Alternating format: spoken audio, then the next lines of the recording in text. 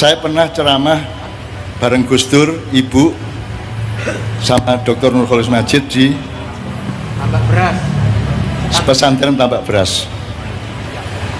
Jadi yang pembicaranya Bu Mega, Nurholis Majid, Gus Dur. Saya diundang juga tapi telat datang, dan ketika saya datang ada rombongan tentara, satu peleton tentara datang untuk ngerebek dan membubarkan acara itu. Maka teman-teman Banser, Ansor, Allahu Akbar.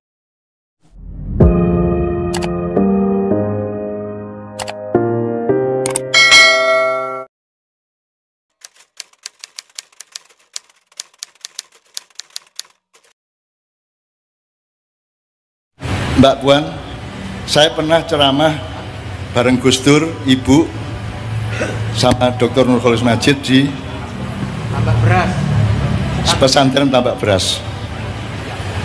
Jadi yang pembicaranya Bu Mega, Nurholis Majid, Gus Dur.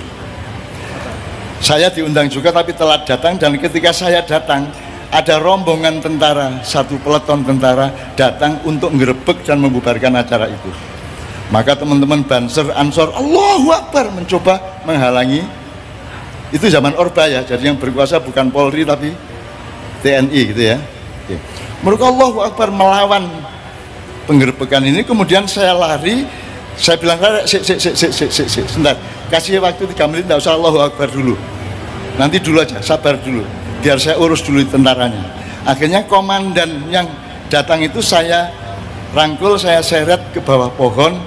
Kemudian saya tanya, sampean disuruh membubarkan acara? Iya. Oke, kalau gitu saya antarkan ke podium, sampean umumkan bahwa acara dibubarkan, supaya sampean tidak salah. Berarti nanti komandan sampean akan tidak dihukum apapun karena sudah membubarkan acara. Akhirnya si komandan tentara ini saya ajak naik panggung. Bapak-bapak, ini ada pengumuman sebentar, tolong didengarkan.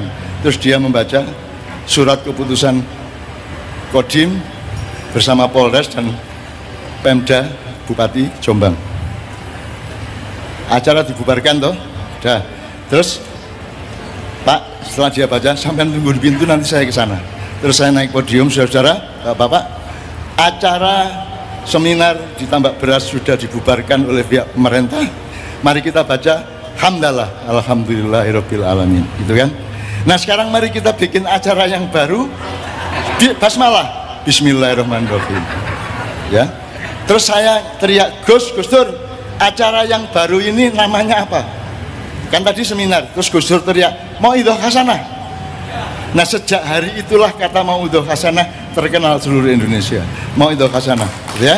Terus oke, saudara, mari kita mulai acara Mauidhoh Hasanah di siang hari ini dengan bacaan basmalah, bismillahirrahmanirrahim. Saya persilakan pembicara pertama, Bapak Profesor Dr. Nurholis Majid, untuk maju ke depan. Terus Cak Nur ceramah lagi.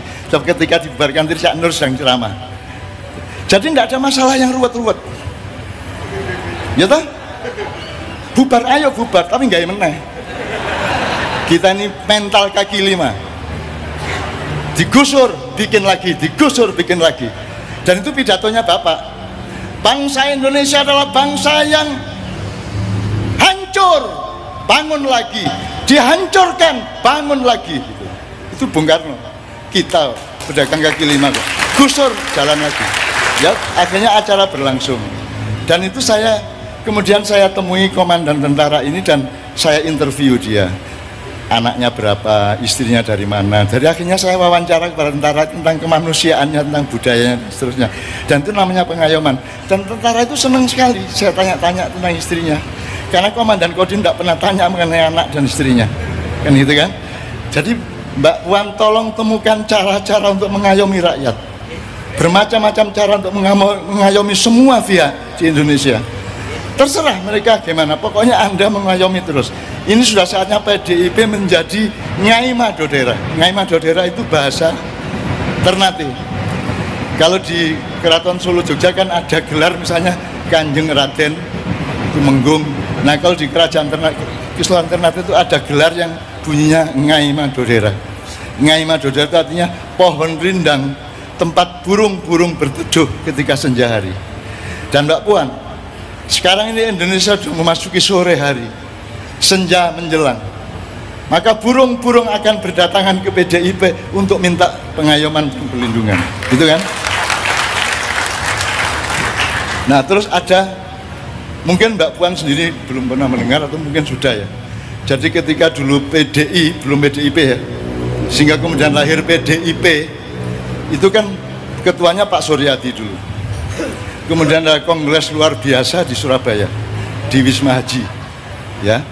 Terus saya bersimpati kepada Bu Mega supaya dia nanti memimpin PDI, sehingga saya ke Surabaya bertiga, Gus Dur, Eros Jarot sama saya. Kami nginep di sebuah hotel untuk support Bu Mega. Nah, cara supportnya namanya juga saya orang Jombang ya, tak cariin jimat ke Madura, diem-diem tak masukin ke tasnya Bu Mega.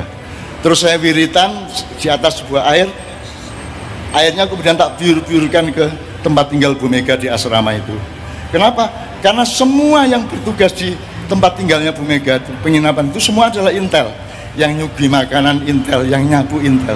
Maka saya biur-biuri. Tidak berarti itu, ya pokoknya aku itu usaha. Saya hanya seekor semut yang mengangkut setitik air menuju tempat Nabi Ibrahim dibakar. Malaikat Jibril tanya, Mut, ngapain kamu? Kamu cuma bawa air setitik sedangkan api berkobar-kobar membakar nabimu.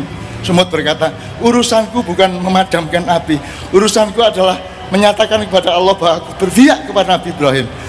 Urusan saya bukan ke Surabaya dan Gus Dur dengan Eros, bukan saya akan mampu mengangkat Mbak Mega menjadi ketua PDI. Urusan saya adalah bahwa saya menyatakan keberpihakan saya kepada kebenaran. Gitu kan?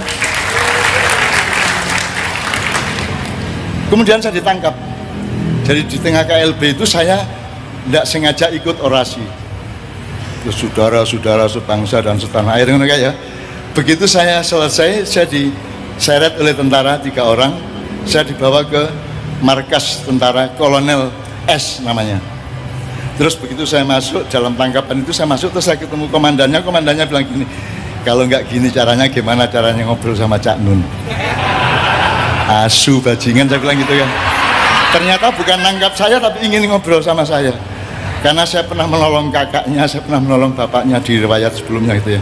Saya pernah sangat berbuat baik kepada keluarga mereka dan seterusnya. Terus dia ingin menyatakan terima kasih dengan cara menangkap saya. Jadi saya itu demi lahirnya PDIP itu saya ditangkap tentara, Mbak.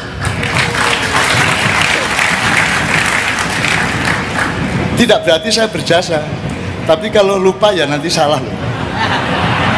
Terus suatu hari kekuatan PDI memuncak dan saingannya pasti adalah kumpulan umat Islam, betul enggak? Kemudian kita mempunyai kekhawatiran kalau Bu Mega jadi presiden, orang Islam belum siap. Tapi kalau Habibie yang jadi presiden, PDIP tidak terima. Ingat, itu tahun 1999. Terus di depan Bu Mega saya ngomong sama Gus Dur, Gus, enaknya siapa presiden mari Gus? Soalnya nek Bu Mega kok wong Islam gak kuat atine, nek Habibie wong PDIP muring-muring, yang nu sultan aja, maksudnya Sultan Hamengkubuwono 10. Aku gak setuju, saya bilang Gus, nek Sultan gak setuju. Lah sopo? Sultan sing asli. Sopo iku, Cak? Sultan Abdurrahman Wahid. Nah, itu. Ojo ngawur sampean, Cak. Terus saya bilang gini, loh, Gus Dur itu sampean itu turunan ke-9 Pangeran Benowo. Pangeran Benowo itu putranya Mas Karepet Prabu Hadiwijaya, ya. Aku ngawur ngomongnya, Mas. Ngawur, tapi sampai rumah tak hitung-hitung memang turunan ke-9 ternyata. Padahal aku ngawur, ya Allah, matur nuwun, saya bilang gitu. Saya tuh ngawur, ngomong ke-9 tuh ngawur, ternyata bener. Itu yang namanya bimbingan seperti ini, Mbak. Nggak pakai latihan, nggak pakai apa-apa, cukup dipimpin seseorang yang ikhlas, semua jalan gitu, ya. Terus saya teruskan soal Gus Dur, kemudian kita hindarkan bagaimana umat Islam dan orang PDIP tidak bentrok, antara Islam merah putih dengan Islam hijau tidak bentrok, tidak ada konflik horizontal. Akhirnya kita rapat di rumah Gus Dur, saya kasih ide, kalau gitu yang memimpin Indonesia berikutnya harus orang tua yang diakui oleh kedua belah pihak, yang diikhlasi oleh semua kalangan, dan itu satu-satunya Gus Dur. Itu harus seorang begawan, harus seorang panembahan. Terus saya dimarahi sama Pak Amin Rais di koran. Oh, Pak Ainun itu ngomong begawan ini ini sudah era demokrasi kok begawan-begawan gitu kan. Terus kemudian saya provokasi, kemudian ada poros tengah. Jadi MPR bersidang, poros tengah lawan, poros tengah didukung oleh Golkar dan P3 melawan PDIP gitu kan. Terus saya hari itu juga saya datangi Akbar Tanjung, saya datangi Hamzah Has. Pokoknya saya usahakan hari itu memastikan bahwa P3 Golkar akan memilih Gus Dur. Lawannya adalah Bu Mega. Jadi sore nanti Gus Dur akan jadi presiden. Gitu. Saya usahakan betul sedemikian rupa. Nah terus saya datangi Gus sampean kok jadi presiden. Temen aja, ini sampean siap. Tapi aku njaluk syarat lurus bab aku sing berjuang Gus. Lho siji soal Aceh kudu sampean beresi. Terus dia jawab karo turu ngene iki Mas. Soal Aceh gampang tak tempeling macam-macam. Nomor loro Gus, tidak boleh lagi ada kekuasaan di Nusantara ini yang terkait dengan mitologi Nyai Roro Kidul. Gitu kan? Itu saya ngomong langsung sama Gus Dur di Hotel Mulia. Terus Gus Dur, Nyai Roro Kidul gak masalah.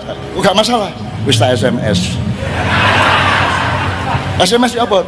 Tak kongkon jilbaban. Gelem. Jadi Nyai Roro Kidul itu sekarang pakai jilbab.